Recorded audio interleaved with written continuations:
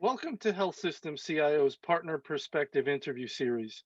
Today we're talking with Wes Wright, CTO at Imprivata, about the impact of COVID on digital transformation, the implications of that transformation on security, and how he sees the industry evolving over the next year. Wes, thanks for joining me today. Hey, always my pleasure to have a conversation with you, Anthony. It is going to be a pleasure. I'm looking forward to it. Wes, tell us a little bit about your organization and your role over there. Yeah, well, most folks in healthcare know Imprivata pretty well. That's one of the reasons I chose to come to Imprivata. It's a very, very well-known, well-trusted company, mostly known for actually our tap and go solution. But 2, 3, 4, now 4 years ago now, we purchased some Paradigm and have really made the conscious decision to become healthcare's digital identity company. And that is to help our customers control their digital identities from provisioning all the way to the deprovisioning and all the pieces where digital identity is used in between there, with re-authentications in EHRs to multi-factor authentication. So not your mom and dad's old tap and go company anymore. We're a full-fledged cradle to grave, although not a good thing to say in healthcare. I'm with you. Digital identity company. Okay. And as far as my role goes, I'm the Chief Technology Officer. I've been on the provider side. This is my first venture onto the vendor side on the provider side for about 25 years. My role is really super customer facing in that I kind of know the pain that most of our customers are going through and can really help apply our solutions to salve some of that pain, so to speak. Well, give me a little more information. You've had quite a career. You've had a number of roles. I think people need to understand you, to understand your message a little and the things you're going to say. Okay. Just tell me about your career on the provider side and some of the places you've been and some of the things you've done maybe that you're most proud of. Sure. Well, as all healthcare chief technology officers do, I started out in the Air Force as a Korean cryptologic linguist. Is that very common? Yeah, that's the normal route for healthcare CTOs, from what I understand, Anthony. No, then I got out and came back in the Air Force and spent my last 13 years in the Air Force as a Health Services Administration Officer. And within that career field, CIO type of stuff is available. And I did that the last 13 years. I was in the military. I started out at a small community hospital in Japan, then a bigger hospital in Northern California, and then finally ended up as my last assignment in Hawaii. Somebody has to do it as the chief information officer for the Pacific Air Force Healthcare Medical Services, which meant I was responsible for the activities in hospitals in Korea, Japan, Guam, Alaska, and Hawaii. And retired from there and went out to Scripps Health to work once again with my buddy Drexta Ford as the CTO, although we called it the executive director for IS, but essentially as the CTO at Scripps Health. And then we both moved up to Seattle Children's, where I was a CTO for 4 years, and then CIO once Drex left for 3 years. And it was there at Seattle Children's where I really caught the VDI bug. We had some patient safety issues and got together a group of clinicians and said, what can we do better to help with this patient safety? And surprisingly, one of the things that came up was access to the EHR, faster, more ubiquitous access to the EHR. So we had been running a skunkworks project on VDI, using tap and go kind of stuff to follow me desktop. And so implemented that there and just really improve the efficiency and I dare say the safety somewhat of the clinicians there at Seattle Children's. And then kind of after 7 years in Seattle, I needed to get some sun and and moved. Actually, the summer times are the most gorgeous in Seattle ever, but those only last like 3 months, and then the rest of the time, yeah. But then moved to Sutter Health, where I was a CTO there for 3 years, and really wanted to see if that VDI concept, that follow me desktop, if it was scalable. So implemented that there, kind of what we called a digital transformation, desktop transformation. Used Imprivata, Citrix Zen Desktop, Office 365, and built that, and had deployed it at 14 of the 24 hospitals by the time I left there. And then bopped over to Imprivata, where Gus uses me a lot to, like I said, before COVID, go out and talk to customers. Now it's mostly Zoom stuff. And really say, hey, Wes, just help them with the tech stack. You've done this stuff in a lot of different places before. You probably know if they're having issue X, you know that you can apply solution B and help them through that stuff. Not really, selling our products or anything like that, but just trying to help healthcare IT do a better job. Almost like being and by the way, Gus, for those who don't know, is CEO of Imprivata. Just personal interest question. What did you learn in the military that helped you become a successful IT executive? What were some of the main things you learned there? Yeah, the longer I'm out, and I retired in 2006, the longer I'm out, the more impressed I am with how much leadership education and training the Air Force provided me. I mean, some of the stuff I hear executives talk about from a leadership perspective, and kind of some of the things I can see that aren't maybe going that way. They as an airman, which is a very junior person in the Air Force, they taught me these principles. I'm a 22-year-old snot-nosed kid, and they're teaching me the Maslow's hierarchy of needs and how and why people react to the way they are. And then as you go through your career in the squadron officer school, it was 8 weeks of full-time. All you're doing is learning about leadership and leadership characteristics and leadership traits. So I think if I have to take one thing and say this is how the Air Force or my military career served me the best, it's they really developed me as a leader, or at least I like to think that's what they did. And secondary to that, I also learned the necessary technical skills to be a CIO as the Air Force was moving me from hospital to hospital. So it's interesting. I would imagine you've worked for people and maybe have either hired people or had people under you that you could just tell just did not have some of those tenets that were put into them. They just were missing that. Yeah, it's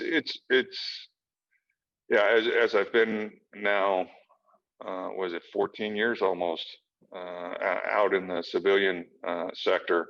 Yeah, it's just you sit around in some staff meetings, not so much at Imprivata, but at other places I've been, not at all at Imprivata, but other places I've been, and you hear a leader say something and you go, well, that directly contradicts what a good leader should be saying at this point in time. Right.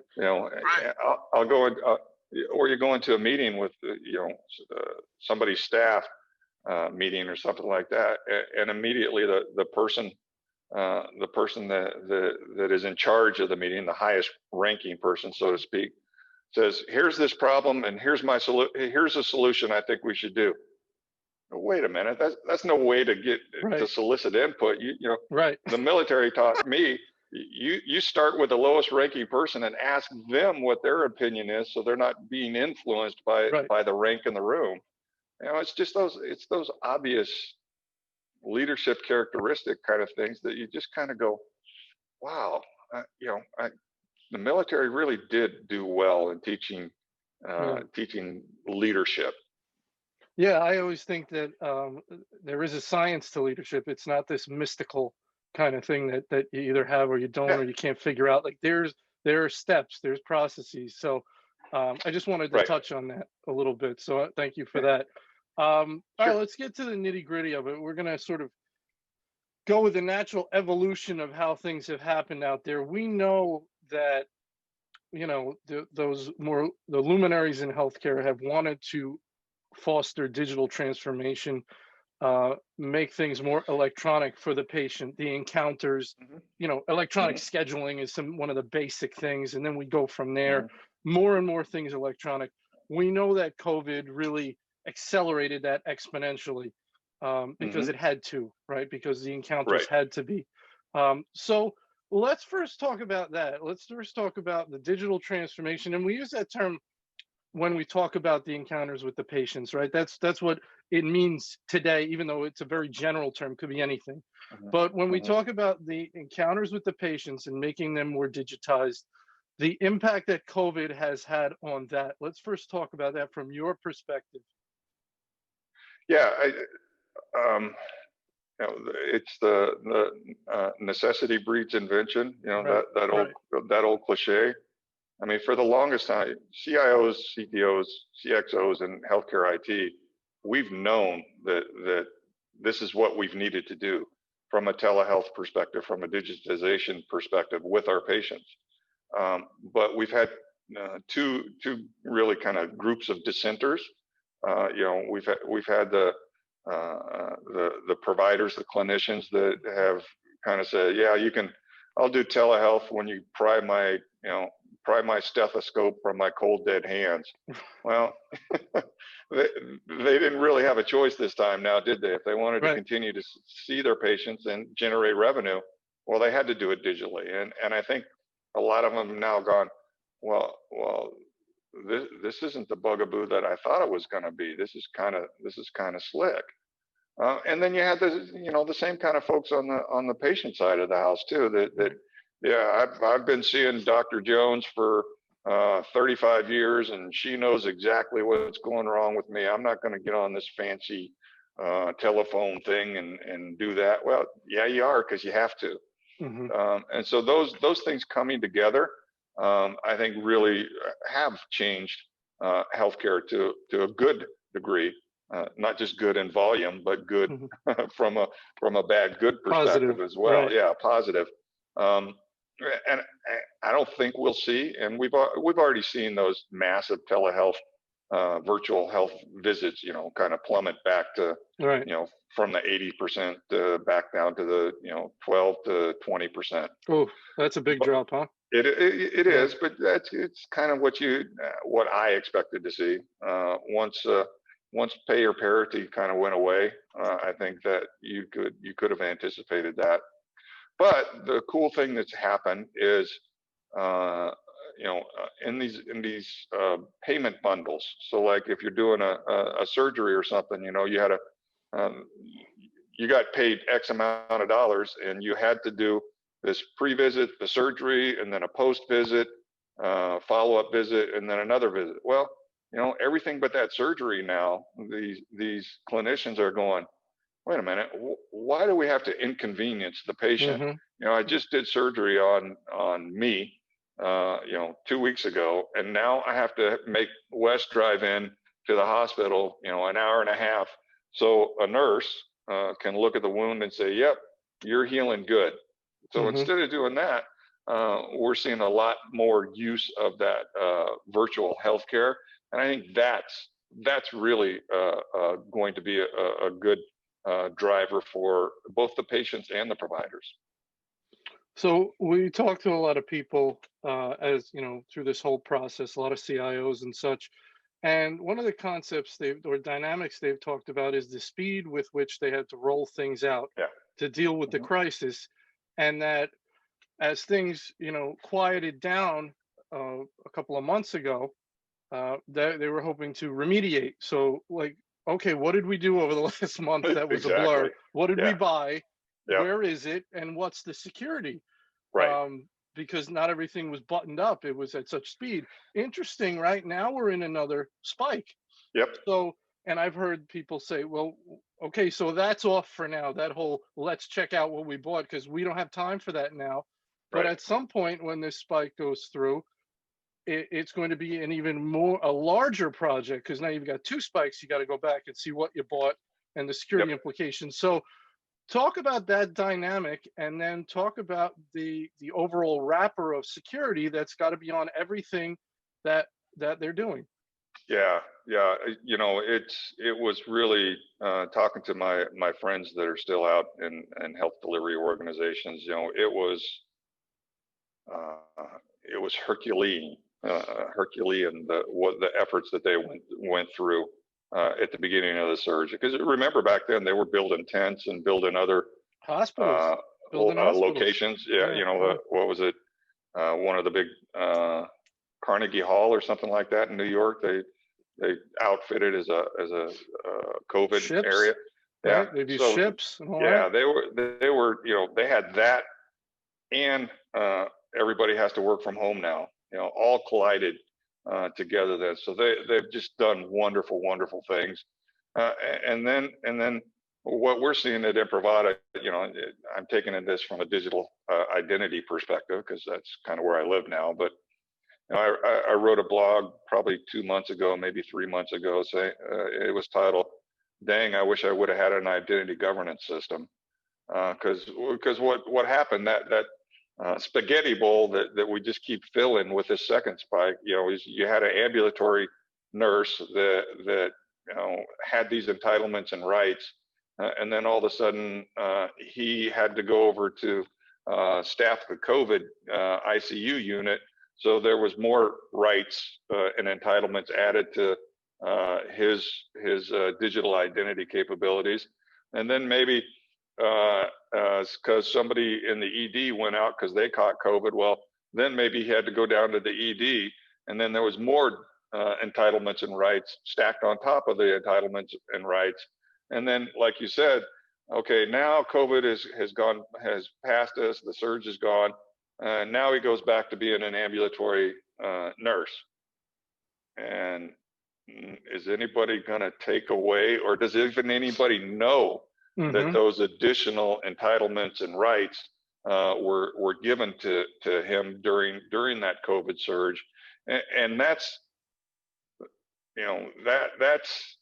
that's something I think we're going to have to deal with over the next 6 to 12 months, is untangling that spaghetti that we made, because frankly, there's not a lot of healthcare systems out there that have an automated identity governance system, where everything's automated provision, and they can run reports on that nurse, at points in time, and see exactly what entitlements and stuff they have. So we're going to spend a lot of time digging through that, digging out of that. And if we don't get to it, well, then all of a sudden this, let's say that okay, they're back to ambulatory, and now they go into, another ICU ward. Well, then they've got some more entitlements stacked on that. And so you get into this stacked entitlements issue that all of a sudden this normal user has access to 60 to 80% of your network resources and applications, and you don't even know that. So when he or she contracts a ransomware, then you've just made your network that much more vulnerable, because that normal person has access to stuff like an admin has. And that's something I think is sorely needed in healthcare, is that identity governance administration capability. It's something that we've kicked down the road a long time because it's not sexy. It's like buying a new washing machine. Nobody really wants to buy a new washing machine, but gosh, every now and then you got to buy a new washing machine, and nobody really wants to do this back end system that the clinicians aren't going to really see that much, and but it's just such necessary infrastructure, especially if you want to do digital transformation, that we've got to bite the bullet and get to getting that done. Is this I know it depends on organization size and the roles they have, but is this a CIO conversation? Is this a CISO conversation? Yes. Yeah. It's a little bit of both. Although we're seeing it move over into this, as you've heard me say more than once, Anthony, digital identity is really the new control plane, the control fabric. That's how you can account for and allocate those network resources and entitlements. And given that, then I've seen that whole digital identity management start to move under the Chief Information Security Officer's auspices, because that's, again, how you control risk. And if you think about it, the people that are most responsible for risk in a health IT organization or in a healthcare organization is that Chief Information Security Officer. So it makes sense. Having been a CTO for a long time, I'd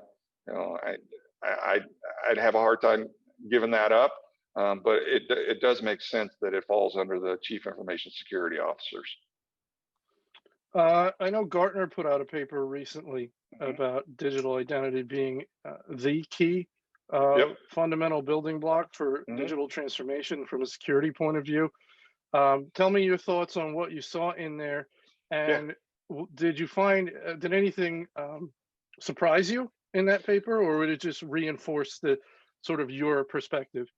Yeah, it was reinforcing more than anything, Anthony. It just, again, if you agree with the thesis, and I think it's kind of obvious and hard to disagree with it, that digital identity is the single most important way that you can control and de-risk your organization. Well, then it makes eminent sense that you're going to have to do have to have a strong identity governance strategy in place if you're going to do digital transformation at a healthcare organization. Because you can transform everything you want, but if that nurse that we were talking about earlier still has access to all these other resources on your network, you've essentially just made the train crash faster from a digital identity or digital transformation perspective. So you think there's a lot of mess out there right now in terms of these privileges, access and privileges? You think there's a whole lot of mess going on? I do. Pretty much everywhere? Yeah. There's, of course, you've got the either end of the bell curve. There's some people out there that are really doing this well, but the larger majority, and I've taken a run at this a couple of different times in a couple of different organizations, and it's not a project, it's a program. It takes a long time. It takes a lot of effort. It takes a lot of collaboration. It's not something IT can just do themselves, and it's just we have a tendency in health IT to boil the ocean, to get okay, we'll start here, and then now what's every little tic-tac step that we have to make in order to get to the finish, instead of starting and then we'll take on the next problem we see, and take on the next problem we see, and take on the next.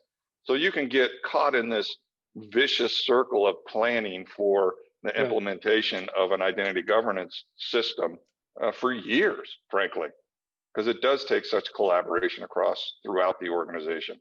And I'm really proud of what we're doing with our identity governance system, and that we're trying to short circuit that. We realize that these usually have been 2-3 year long projects, and we're going, no, wait, let's get you started. Let's get 5 applications, your automated provisioning into, including your EHR, and get it rolling in 5 or 6 months, so that you'll have some value that you can show, and then you can point to your collaborators and see, hey, this is what we can do. This is what we can do, and then you just keep building on that instead of, taking that 2-year, 18-month cycle to plan things out. Let's just start. I couldn't agree more. That's what I try and tell my kids. When they try and, or anyone who's trying to think too many steps out, the point is that you don't know what things are going to be like 3 steps out. So why game plan it now? Because circumstances will likely have changed based on steps 1 and 2. Right. So let's do steps 1 and 2, and then we'll have it'll be a better use of our time to plan it at that point with the new information. Right. Yeah. I mean, that's another thing I took away from Seattle Children's. They're a super huge Toyota lean methodology organization, and a couple of things is it begin with the end in mind. Yeah, where do I want to be when this thing is finished, and then start and solve the problem that's in front of you. Just keep solving the problems that are in front of you after you've begun with the end in mind. And you just keep solving the problems that are in front of you. Don't think 5 problems down the road, because if you do, one of the problems that you solved right in front of you may obviate 3 or 4 of those other problems that you sweated. So it's start and solve the problem that's immediately in front of you, and just keep the momentum going. So as a final question, what is your advice? Well, so we said there's a big mess out there. Is that the spaghetti bowl you referenced? It is, yeah. All right, I like that. So there's a big spaghetti bowl mess out there. What is so right now we've got these executives mired in the second wave of COVID. They've got a big spaghetti bowl of rights and privileges mess under them. What's your best advice on when and how they address that, and the importance of addressing it and not putting it off too long? On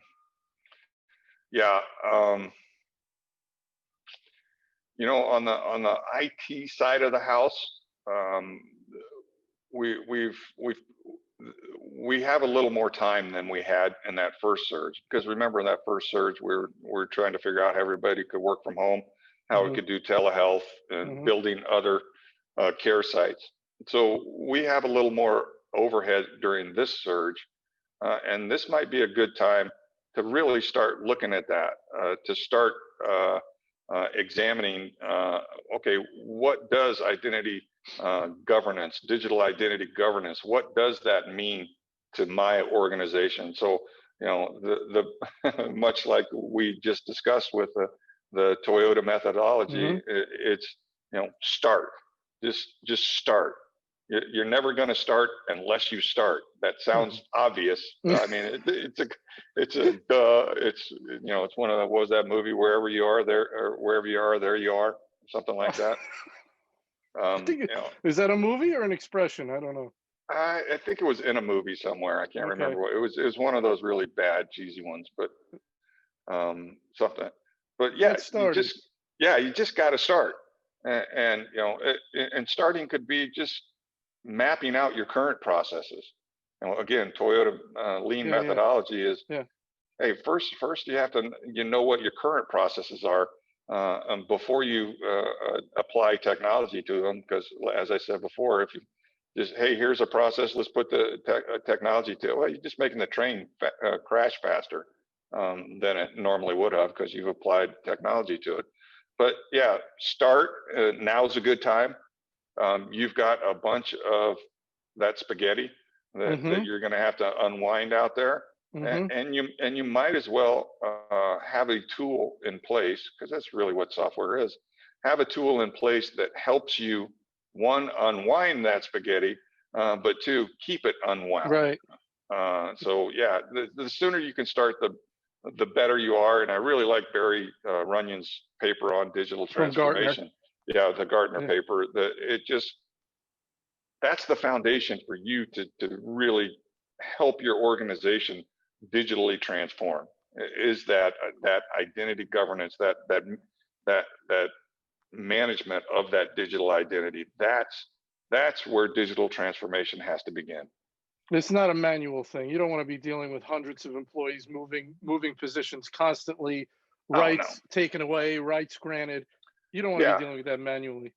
Oh no. And if these are tasks that people shouldn't have to do, frankly. Right. That's I why mean, there's software. I think you yeah, said this is I what mean, software is all about. yeah, the RPA, the robotic process automation, an identity governance system begs for that, because you can determine rights and entitlements via demographics and software. So instead of having some poor schmuck sit at a desk all day and punch things in, let's let the software do that, and let that person go